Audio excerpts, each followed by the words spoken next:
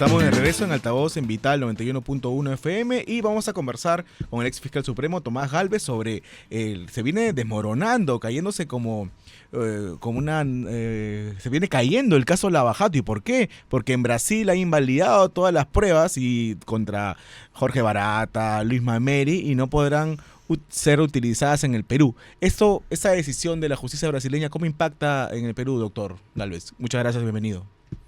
Muchas gracias también por la invitación. Y ciertamente ese punto pues es grave, pero no es de este momento.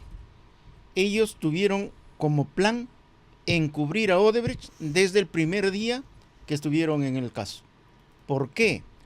Porque ellos no investigaron ningún caso concreto, no investigaron los megaproyectos, sino se dedicaron a perseguir a sus personas contrarias a su opción política, como Keiko y otros, pero no investigaron el caso de Odebrecht. Un paréntesis, usted es para nada fujimorista, pues al contrario diría yo, no es... Definitivamente no tengo que ver nada con Fujimori, pero yo dije, desde el primer momento en que iniciaron el caso de los cócteles por lavado de activos, yo dije que ese hecho no constituía lavado de activos, y por eso justamente es que me sacaron, la Junta Nacional de Justicia me saca del Ministerio Público. Claro, y además la defensa cometió un error porque simplemente debió admitir que es evidente que sí se ha recibido aportes ilegales, que debió decir que no era delito, y es más, recién se ha tipificado el recibir aportes irregulares como delito. En ese momento era simplemente una falta administrativa, ¿no? Si decía eso la defensa, ¿qué pasaba?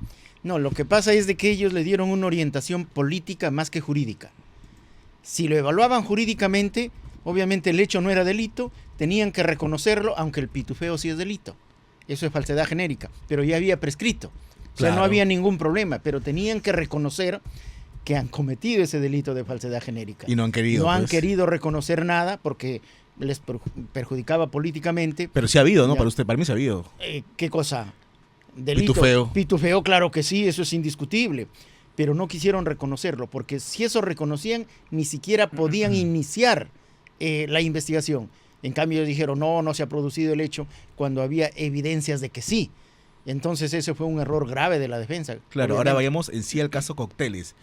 Domingo Pérez, recuerdo que antes de la primera vuelta, hablamos de 2021 fue la selección, sí, ¿no? 2021 presentó de manera rauda la acusación contra Keiko Fujimori, precisamente por este caso, y mal hecha, y se le devolvieron más como una docena de veces. ¿Eso es normal que un juez le devuelva tantas veces la acusación a un fiscal? Es que también es difícil que el juez lo archive. Tampoco se va a cargar ese muerto, ¿no?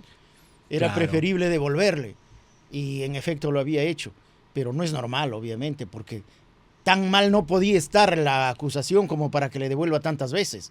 Lo que pasa es que este señor Domingo Pérez era una persona totalmente desconocida, sin mayor formación, pero que lo endiosaron precisamente para que haga este tipo de cosas, para que lleve adelante este hecho. Y eso lo dice Villanueva con toda claridad. ¿Quién es el más loco que pueda llevar esto? Traen un loco, pues, y efectivamente Claro, lo llevó como y loco. supuestamente quien tiene las cadenas, quien controlaría al loco, según palabras de Chávarri, era Rafael Vela, ¿no? Pero parece que el loco es que controla a todo el mundo, ¿no? Presuntamente. No es que controla, sino que ataca a todo el mundo, porque es casi inimputable. Él mismo está diciendo que está medio loco. Ayer lo he dicho Ya, antes con claro, Hildebrand, ¿no? entonces, en realidad actúa como inimputable. No actúa como un fiscal responsable, moderado, prudente, como debe ser un Y es fiscal. bien gris, ¿no? Porque ni siquiera ha podido aprobar el examen para ser juez. No creo que sea Sí, es un una examen persona complicadísimo, ¿no? sin mayor formación, solo que aprendió algo en Moquegua, creo, el manejo del proceso, del juicio oral y algunas investigaciones conforme al Código Procesal Penal. Eso es lo único que aprendió, y con eso lo endiosaron, y vemos que es una persona, pues, ignorante, sin mayor formación jurídica. Para y cerrar hace un cualquier poco cosa. mi participación de los casos, Lava Jato, ¿cuál cree usted que no se caiga? Para mí la mayoría se van a caer porque han imputado lavado de activos cuando no hay lavado de activos. ¿Cuál cree que no se? El de Toledo, por ejemplo, ese está más sólido. Ese está más sólido porque ese no se sustenta en las declaraciones exclusivamente de los brasileños, de Barata. Entonces se puede caer ese caso, pero con las demás pruebas sigue adelante y no hay problema. El de Humala, por ejemplo. De Humala, eso no sabemos porque, bueno, para hablar de un caso hay que conocer el detalle. Sí, pero el problema también es que Lo también que es sabemos, lavado, ¿no? mira, Y lo no es que cohecho. lo que sabemos es de que sí hay algunas pruebas, pero veremos cómo se han incorporado al proceso esas pruebas.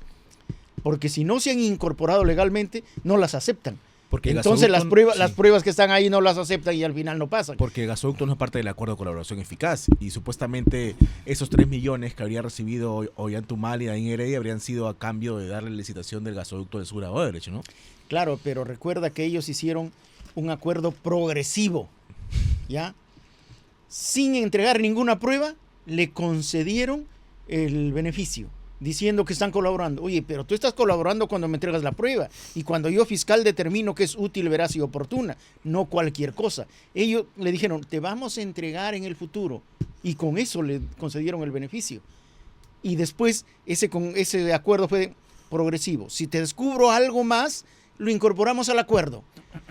No importa que tú no me digas, que tú me hayas ocultado, pero si se descubre, te incorporamos al acuerdo y no te pasa nada, porque este es un acuerdo progresivo. Pero es un acuerdo vendepatria, Total, no solo eso, nefasto. ¿sabes qué? Es ilegal. Hay prevaricato en ese caso. Yo lo he denunciado ante el Congreso, ante la Fiscalía de la Nación, ante la Junta Nacional de Justicia, y sin embargo todos lo encubren.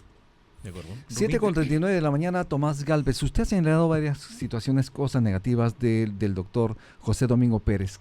¿Qué consideraciones positivas podría usted resaltar de este fiscal? ¿Tiene situaciones positivas, tiene aspectos positivos este fiscal? Tal vez personalmente y que lo conozca su familia, porque en el Ministerio Público solamente ha hecho daño. Por ejemplo, generó el modelo de fiscal militante que sale a la prensa, el fiscal que busca empoderarse y ganar espacios políticos, sociales, a través de publicitar su trabajo en la prensa. Eso no había. Y ahora la gran mayoría actúa así. Ese es el modelo que han tomado, porque obviamente a muchos les encanta salir pues en las pantallas, ¿no es cierto? Eso, todo lo que ha hecho realmente ha estado mal, todo. Y si tú conoces alguna, me dices para corregirme. Y en el caso del fiscal Rafael Vela, por ejemplo, ¿cuál es su percepción de él? ¿Ven la línea? Mira, Rafael Vela, su conducta es tan reprochable como la de José Domingo. ¿Por qué? Porque él asumió la investigación. Él es fiscal superior. Él no tenía que investigar.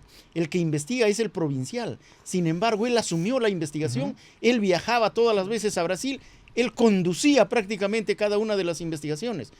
¿Eso por qué? Porque él tenía que controlar la investigación. No es que iba a controlar a José Domingo. Iba a controlar la investigación porque para eso lo pusieron. Pero si no estaba dentro de sus funciones, ¿eso no era sancionable? Todo lo que han hecho estos señores es delictivo.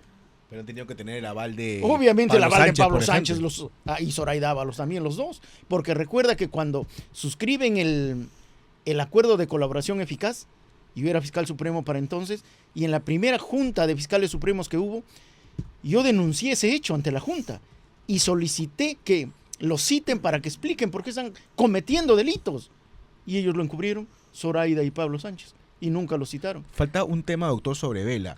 ¿Cómo es que un fiscal tiene un predio de $1 millón en la planicie? ¿Cómo? ¿Usted tiene un predio de $1 millón en la planicie? ¿Tanto se gana en la fiscalía?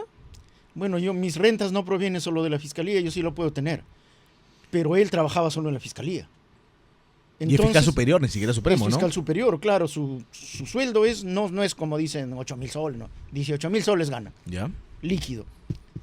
Pero para el nivel de vida que él tiene, esos 18,000 ni siquiera le alcanzan. Para que compre una casa de $1 millón, creo que costó $600,000 costó más o menos la casa. Yo tengo la dirección, tengo todo. Incluso yo hablé con el fiscal porque yo también denuncié ese hecho. Claro. ¿Ya? Pero todo lo archivan, pues. Y hablé con el fiscal que lo archivó y me dijo, no había pruebas. ¿Qué pruebas va a haber si tenías que investigar, pues? ¿Quién te va a dar las pruebas? Tienes que investigar, solamente te van a dar un dato, una noticia criminis, y a partir de eso tú investigas. Y tú con la noticia criminis no es suficiente y lo archivaste. En realidad ahí también lo encubrieron. Doctor Gálvez, usted señaló que podría tener una casa en la planicie porque usted tiene otras rentas. No solamente ha ganado, digamos, tenía su sueldo como fiscal. ¿Qué otras rentas tiene usted? ¿Usted realmente tiene una casa en la planicie? No, pero es que a mí no me gusta presumir. Yo digo que podría tener, no he dicho que tenga. Podría tener porque yo tengo otras rentas. Pero mi dinero lo utilizo de otra manera. Es más, yo me he dedicado a servir a la gente. en la pandemia, cuando todos los... Yo estaba armando la ronda urbana acá en Lima con... Y casi se muere, usted también. Ya, claro, he estado 45 días en UCI. Yo he repartido camionadas de alimentos, más de 3 meses consecutivos. Ahí prácticamente liquidé mis ahorros, pero no podía permitir que la gente se quede en su casa a morirse de hambre. Pero entonces yo para empezar he escrito 20 libros, ¿ya? 20 libros. Ajá. Que han sido de los mejores pagados en el medio. Y eso hasta ahora tengo regalías. Hasta ahora me han pagado para sacar otras ediciones y lamentablemente por cuestión de tiempo no lo saco. Pero de eso yo tengo rentas. Y ahora pues obviamente tengo mi pensión como fiscal supremo porque he trabajado 32 años y desde luego que tengo mi estudio jurídico que Importantísimo. me va muy bien. Me ha quedado una duda, doctor. Si un fiscal actúa más allá de sus facultades y no lo sancionan sus superiores, ¿quiénes son los llamados a sancionar? ¿Cómo queda este delito cometido de las personas que administran la justicia, investigan además y representan al Estado? Mira, en el Ministerio Público tienes la autoridad de control, ¿ya? Pero en ese momento era la Fiscalía Suprema de Control Interno. No lo quisieron investigar. Y luego la Junta Nacional de Justicia. Yo le he denunciado varias veces a estos señores por todos los delitos que han cometido, porque cada una de sus acciones eran muestra de una acción delictiva. ¿Por qué? Porque su plan era encubrir a esta empresa corrupta y también a las consorciadas de acá y a personas corruptas de acá como Vizcarra, por ejemplo. Eso estaba dentro del plan. Acuérdate que su padrino ha sido Vizcarra, más allá de Pablo Sánchez y Zoraida. Su padrino era Vizcarra. Recuerda cuando Chávarri lo sacó, Vizcarra abandonó la juramentación de Bolsonaro en Brasil y ese mismo día estuvo defendiéndolos acá y amenazando a Chávarri y a toda la gente que estaba en contra. Entonces, a Vizcarra lo han encubierto totalmente y ciertamente él era su mayor padrino y por eso nunca lo sancionaron, porque hay que recordar que la Junta Nacional de Justicia prácticamente fue nombrada por Vizcarra y su grupo de las ONGs y todos ellos. Entonces podríamos decir que le bajaron el dedo. ¿A Y quién? que ahora a Domingo Pérez. No le han bajado el dedo, porque si no ya lo hubieran sacado. Ese señor nunca más, desde el momento que se supo el acuerdo de colaboración eficaz, nunca más debió seguir en el caso. Pero siempre lo protegieron porque tenía que terminar su encubrimiento. Todavía no lo termina, tiene que seguir así. Ese es el detalle. Si usted fuera de defensa, digamos, de Keiko Fujimori, ¿no le convendría que siga Domingo Pérez? Él ya ha dicho antes, periodista Hildebrand, que está cansado, que quiere irse, postuló para ser juez. Y bueno, se tiene que demostrar su falta de nivel, ¿no? Todo su mediocridad, ¿no? Mira, ¿sabes qué? No se tiene que demostrar nada porque eso es evidente.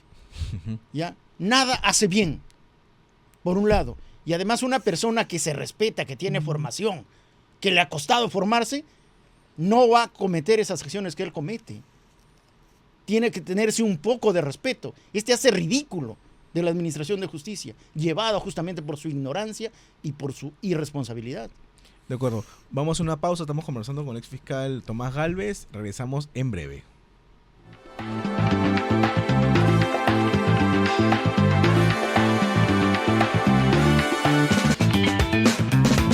7:49 de la mañana, estamos en altavoz en Vital 91.1 FM de tu dial. Doctor, ¿cómo afectó su carrera, su reputación, la suspensión de sus funciones por la Junta Nacional de Justicia?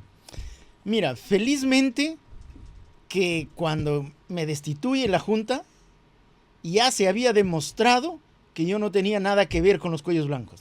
También me sirvió la prensa. En primer lugar, me atacó totalmente, me destruyó. Pero después un poco que me reivindicó también. Entonces, cuando la Junta me saca, ya yo estaba casi reivindicado. Entonces, pero ¿cuál fue el problema? El problema fue que justo cuando me sacan, yo estaba internado en UCI, que me contagié de COVID. Claro. Y me contagié de COVID justamente por salir a repartir alimentos a la gente. Ahí me contagié de COVID. 45 días estuve en UCI de Almenara, no es nada, mejor dicho, es totalmente serio. Y en ese momento, cuando estoy en UCI, me destituyen. Y decían que me han notificado a mi casa. Oye, ¿cómo me vas a notificar si estoy en UCI? ¿Ya? Entonces, ¿qué sucede? No tuve tiempo para preocuparme ni para que me afecte la destitución. Lo que me importaba era respirar, era poder vivir. Vivir. Sobrevivir. El resto era totalmente accesorio y ni siquiera tuve tiempo de preocuparme. Cuando después ya más o menos me sané, ya tenía mi estudio donde podía percibir un haber mayor que en la fiscalía, de tal forma que honestamente no me afectó. Pero usted fue involucrado en esta red mafiosa, los cuellos blancos del puerto. ¿Cómo usted puede salir bien librado de esta acusación? ¿Cuáles son los sustentos que usted señala? La cuestión es sencilla. El hombre fuerte de los cuellos blancos, Walter Ríos, ¿no es cierto? No es Inostroza, como se pretende decir, porque Inostroza hacía algunas gestiones con Walter Ríos, pero que casi eran normales. Ya. Pero eran unas gestiones dolosas. Sí, dolosas, pues te digo, Comunicaciones dolosas, llamadas telefónicas dolosas. Sí, eso no lo vamos a discutir. Te contesto. Entonces, Walter Ríos se somete a colaboración eficaz. ¿Ya? Y él, su colaboración eficaz ha tenido que ser corroborada por la Fiscalía y por el Poder Judicial. Por eso es que le conceden el beneficio por colaboración eficaz. Él involucra a 90 personas que habrían tenido actos indebidos o si quieres que habrían formado la organización criminal, el Callao y Lima, etc. Y a mí ni siquiera me menciona porque yo no lo conozco. Entonces, ¿cómo podía estar vinculado yo a ellos? Ahí es donde la gente ve de que yo no tenía que ver nada, pues, porque si no, pues hubiese dicho, no, mire, Tomás Gálvez ha hecho tal cosa, ¿no es cierto? Y aunque yo lo niegue, etc., pero ya decía, pues ha hecho tal cosa, pero a mí ni me menciona. Entonces, con eso queda claro de que yo no tenía nada que ver. Y además, las conversaciones por las que me involucran eran totalmente lícitas, eran conversaciones positivas, sino que las tergiversaron, las manipularon para involucrarme, porque obviamente me tenían miedo, porque yo tenía el fiscal de más influencia en el Ministerio Público. Un ejemplo de conversación positiva, por ejemplo, ¿cuál recuerda usted? Usted tenía una conversación con un rondero sobre claro, con Nostroza, ¿no? Mira, claro, exacto, ya, la del rondero que hice. ¿Cuál fue?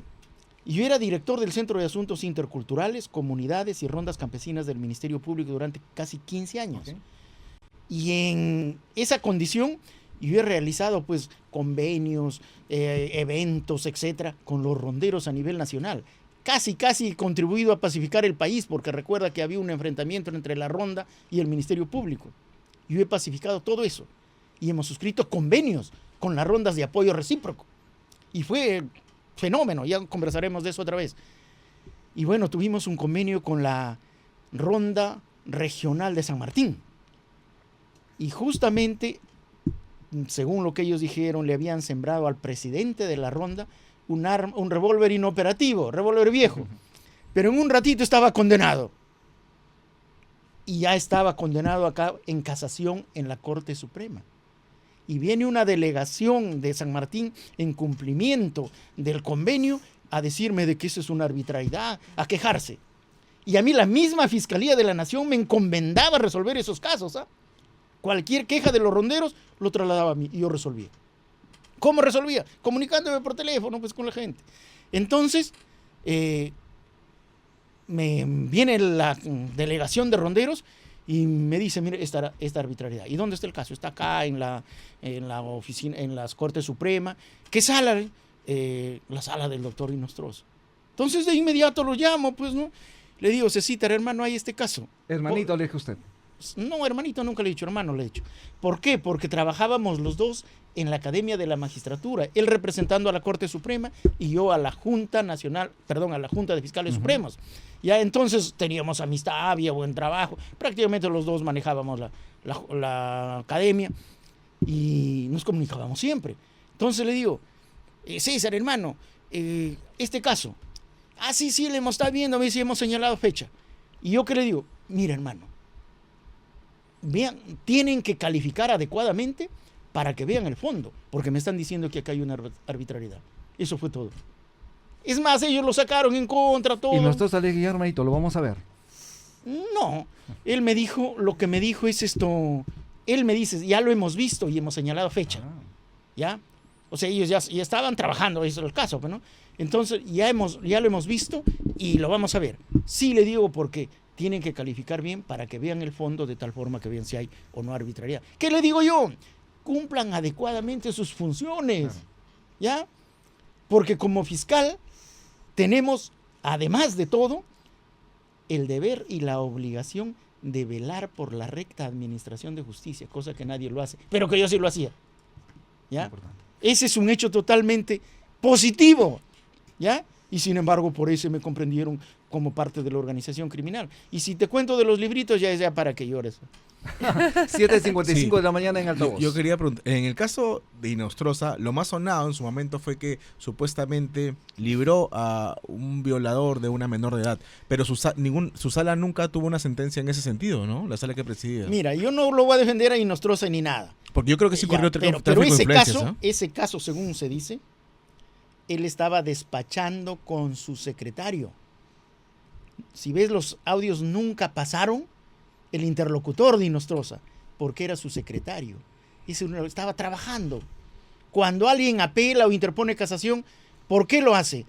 Porque se considera inocente y quiere que lo absuelvan, o porque, bueno, si es culpable le han puesto mucha pena. Entonces por eso le pregunta, ¿pero quieren que lo absuelvan o que le bajen la pena? Estaba despachando con su secretario. Y según tengo entendido, pero obviamente ustedes lo corroborarán, en ese caso le habían puesto 12 años de condena al imputado. Y Nostroza lo subió a 20. Ese es el tema. Y ¿Ya? estuvieron escarbando en varios medios porque quería ver si realmente la sala y nosotros había liberado a un violador y no. Mira, no, eso fue una persecución y no. total. Mira, mi caso es ilustrativo.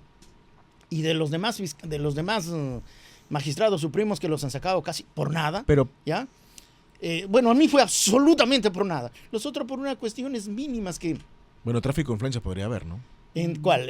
En Nostroza, por ejemplo. Ah, no, eso tendrías que verlo. Mira, yo no voy a hablar, no voy a venir a defendernos ni No. ni hablar en contra de él. Pero lo que es Pero- claro también es que Pablo Sánchez, digamos, varió el sentido de una organización criminal. Dijo que era una organización criminal no vertical, sino horizontal y que no había en este caso de los cuellos blancos. Una red criminal, dijo que Que no es- tenía distintos puntos nodales.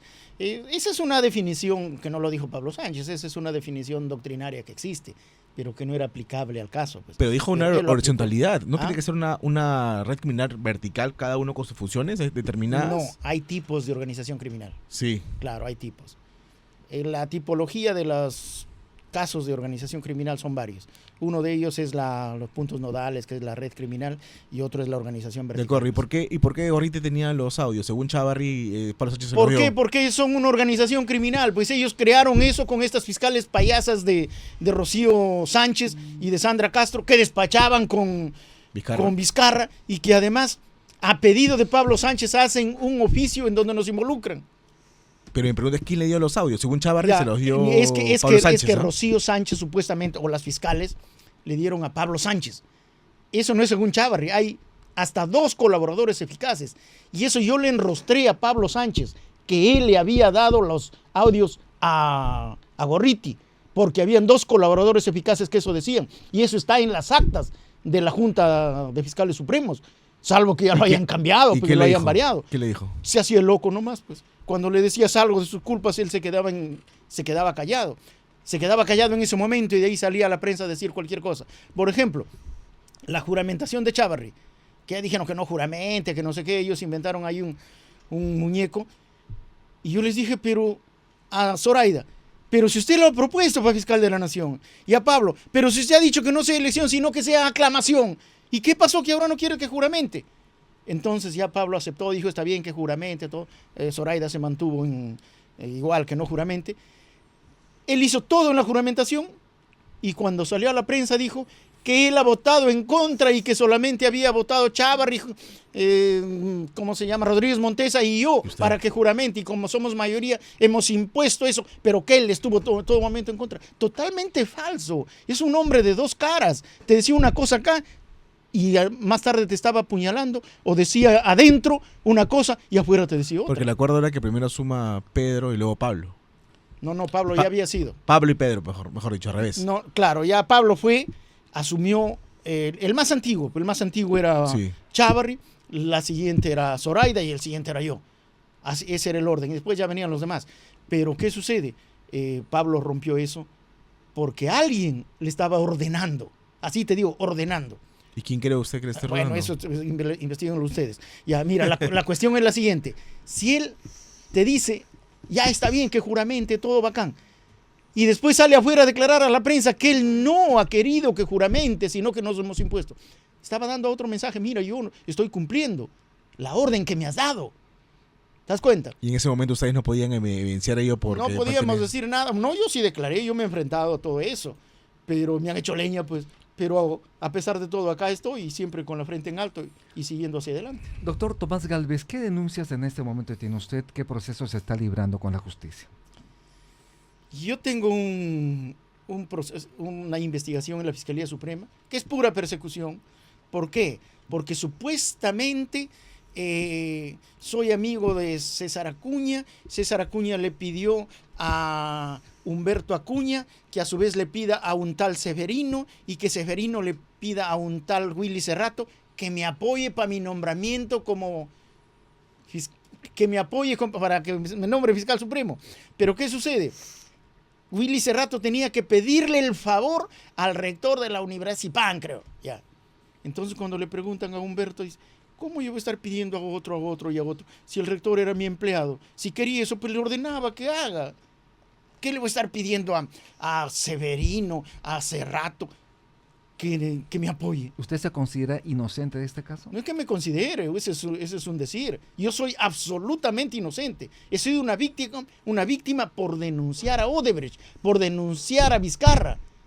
Chávarri también ha sido otra víctima, sino que él no tuvo una participación coherente y firme, y eso permitió que lo saquen de fiscal de la nación, porque si no, Pero hubiese sido distinto. se escapó del país. ¿Quién? ¿O no se escapó? Chávarri, no, jamás, nunca. Ya, y en el caso, por ejemplo, de su proceso, ¿en qué situación está? ¿Está en qué etapa?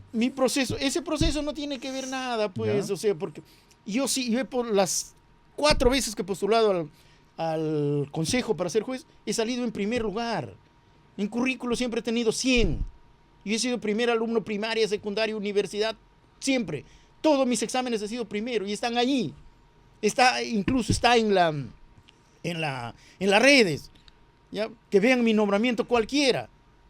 Sí, doctor Gálvez, acá veo noticias que dicen que Tomás Gálvez queda a punto de volver a ser fiscal supremo, pero no es tan así, ¿no? Es la Junta Nacional. Se supone que usted tiene que volver a pasar un procedimiento en la Junta Nacional de Justicia. No, efectivamente estoy a punto si es que hubiera justicia. Pero no me importa también porque tengo otros proyectos. ¿Ya? Como dije siempre, no solo de pan vive el hombre, si no es en la fiscalía, será en otro lugar. Uh-huh. Lo cierto es que en la acción de amparo que interpuse, porque era tan arbitrario, era imposible. El Poder Judicial obedece de algún modo a la Junta. Pero a pesar de eso no han podido decirme no. En primera instancia me han declarado fundado, en parte, en segunda instancia me han confirmado fundada en parte mi acción, pero he dicho no en parte, tiene que ser fundada totalmente. Y bueno, he ido apelando, ahora está en el Tribunal Constitucional, calculo que en 2 meses, 3 meses puede resolverse eso y voy a regresar, pues. Claro, eso tendría que verlo ya los nuevos integrantes de la Junta Nacional de Justicia. No, el Tribunal Constitucional, con la Junta no tengo nada que ver. Las personas que están ahora, la gran mayoría de ellos son tipos delincuentes que se han sometido, que han utilizado la función para perseguir. Porque acá leo Sí. que la Junta Nacional de Justicia tiene que dictar una nueva resolución sobre su La caso. Junta Nacional de Justicia no tiene nada que hacer. Está en el Tribunal Constitucional. La Junta ya me destituyó y ahí quedó. Ya cumplieron el encargo de Vizcarra. Claro, ya porque no hay problema. igual si lo vuelven a ver, lo van a ver a destituir, ¿no? Claro, pues claro, pero no está en Y manos como de ellos. última instancia está en el Tribunal Constitucional. Claro, así es. 8:04 de la mañana. Yo le agradezco muchísimo, doctor Tomás Gálvez, por estar en Altavoz en Vital, pero antes de irnos, su despedida de las audiencias. Bueno, en primer lugar, gracias a ustedes. Y siempre mi mensaje es de esperanza. La administración de justicia en este momento está en crisis, pero yo creo que hay esperanza. Se puede reorganizar con participación del Ministerio Público y del Poder Judicial, porque si vienen a hacerlo de afuera, como lo hicieron ya, vamos de mal en peor. Mi mensaje es de esperanza. Tampoco hay que denostar de todas las instituciones. ¿Por qué? Porque con eso las debilitamos y lo que necesitamos es fortalecer las instituciones que dan sentido a la democracia y de ese modo podrá funcionar Sí. nuestra democracia, podremos tener paz y en paz podemos aspirar al desarrollo. Doctor, Muchas gracias. una última pregunta antes de que se retire. ¿Usted qué le parece esta ley de crimen organizado? Porque estamos viendo que al al exigir la presencia de un abogado no se pueden realizar allanamientos. No, eso lo están presentando mal. Sí. ¿Por qué? Porque el allanamiento se realiza nomás. No hay ningún obstáculo para realizar el allanamiento. Pero para que realicen las actas y todo eso tiene que llamar a su abogado. O en todo caso que intervenga un abogado de oficio. El allanamiento se hace, no hay ningún impedimento. Ahora, actualmente, sin la ley, tú te ibas y hacías el allanamiento. Pero una vez que ya intervenían a la persona que se encontraba ahí, la persona llamaba a su abogado y esperaban hasta que llegue el abogado. Eso ha sido normal. Entonces, si hay una facción del Tren de Aragua en determinado punto de Lima, la policía puede ingresar con los fiscales a realizar el allanamiento y luego esperar a que lleguen los defensores. Pues más, ellos se van con abogado de oficio. Eso que están diciendo es absolutamente falso, ese es un pretexto. Lamentablemente la fiscalía, en muchos casos, no estoy diciendo en todos, en algunos se está actuando con mucha eficacia, sobre todo el crimen organizado a cargo del doctor Chávez Cotrina, eso está actuando con bastante eficacia. Yo no sé por qué el doctor Chávez Cotrina ha salido a quejarse de una manera tan frontal, cuando en realidad la cuestión no era grave. Lo que pasa es que la ley era un poco genérica que se prestaba para el abuso. A cualquiera lo incluían en organización criminal. Todas eran organizaciones criminales. ¿Para qué? Para primero declarar complejo y después, en caso de investigación criminal, y te tenían 3 años en investigación preliminar, 3 años en investigación preparatoria y todo eso. Esa ya no es investigación. Por eso que también yo he expresado desde hace mucho tiempo que la investigación preliminar del delito tiene que hacerlo la policía, porque a él llega la información, la noticia criminis. Entonces, ¿ahora qué se hace? Hay una denuncia o hay un caso concreto, tiene que mandar a la fiscalía para que dicte la disposición de apertura de investigación. Hasta eso han pasado 2 o 3 meses. Sí. Y la oportunidad para investigar ya pasó. En cambio ahora, con la investigación a cargo de la policía, de inmediato investiga y da cuenta a la fiscalía en ese momento. Y la fiscalía también tiene la facultad para dirigir, para guiar, para conducir la investigación, para controlar a la policía. Ese es el asunto que debió ser siempre así. Además, no es inconstitucional. ¿Por qué? Porque el artículo 159 de la Constitución, numeral 4, establece que el fiscal conduce desde un inicio la investigación. ¿Qué significa conducir? Guiar, orientar. Y el artículo 166 de la Constitución dice que la policía previene e investiga. Entonces, ¿quién investiga? La policía. Es decir, pero hay gente que sale a decir, no, que la norma es inconstitucional porque ni siquiera ha leído la Constitución. Es que la fiscalía no quiere perder el poder de investigar, ¿no? Y tiene Es que lo va a tener toro por siempre. las astas, ¿no? No, es que lo va a tener siempre, porque él va a conducir. Si la policía está desorientándose, la fiscalía saca una resolución donde lo orienta y lo reconduce. La fiscalía va a utilizar el insumo que le da la policía, digamos. Claro, eso para la investigación preparatoria, porque el proceso es investigación preliminar, Sí. investigación preparatoria, etapa intermedia, juicio. La investigación preparatoria siempre lo va a tener la fiscalía y la investigación preliminar también la va a conducir, la va a guiar. La que la realiza la policía, pero con la guía del Ministerio Público. De acuerdo. Muchas gracias, doctor. Bien, muchísimas gracias, doctor Tomás Galvez. Gracias por estar en Altavoz en Vital. Muy amable. Vamos a hacer una breve pausa y ya volvemos.